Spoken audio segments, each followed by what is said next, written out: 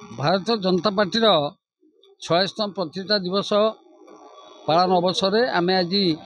दशतु blocker एक block स्तरीय 35 गोटी पंचायतर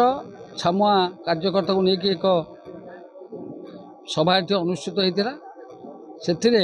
भारतीय जनता पार्टी प्रतिष्ठार आज 46 वर्ष आरंभ है 1980 मसीह 2025 एप्रिल मास 6 तारिख दिन आज पालन होची एवं एथिरे भारतीय जनता पार्टी की जो त्याग तपस्या एवं श्रम देकी जो स्वर्गत अटल बिहारी वाजपेयी एवं आजिर आम जे वर्ष नेता रामकृष्ण आडवाणी ये दल को पुनर्बार प्रतिष्ठा लाभ करते भारतीय जनता पार्टी भाव नाम या पूर्व जनसंघ थिला एवं जनसंघ स्वाधीनता समय एटा जनसंघ नाम नामित थिला एवं डॉक्टर श्यामा प्रसाद मुखर्जी एवं बंदोपाध्याय ये उभयंकर नेतृत्व में से जनसंघ प्रतिष्ठा होता है स्वाधीनता समय बहु संघर्ष करी भारतवर्ष को स्वाधीनता लाभ करते परवर्ती अवस्था 1980 मसीह भारतीय जनता पार्टी भाव नामित है आज की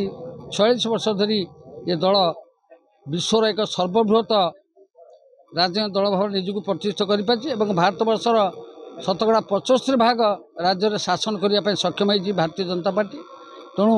से जो त्याग तपस्या एवं बलिदान रे ये दल गठन होता आज कर्मी कार्यकर्ता माने से उद्बुद्ध भाव आम समस्त की अनुरोध करूँ निवेदन करूँ 46तम प्रतिष्ठा दिवस रे समस्ते भारतीय जनता पार्टी कार्यकर्ता माने जोग देथिले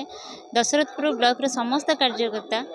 सब पंचायत स्तरीय कार्यकर्ता एवं बूथ स्तरीय कार्यकर्ता जोग देथिले एवं ये जो 46तम प्रतिष्ठा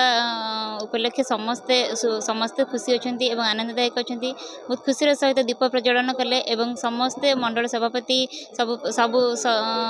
चारिटा मंडल सभापति उपस्थित थिले एवं महिला माने उपस्थित थिले पुरुष माने उपस्थित थिले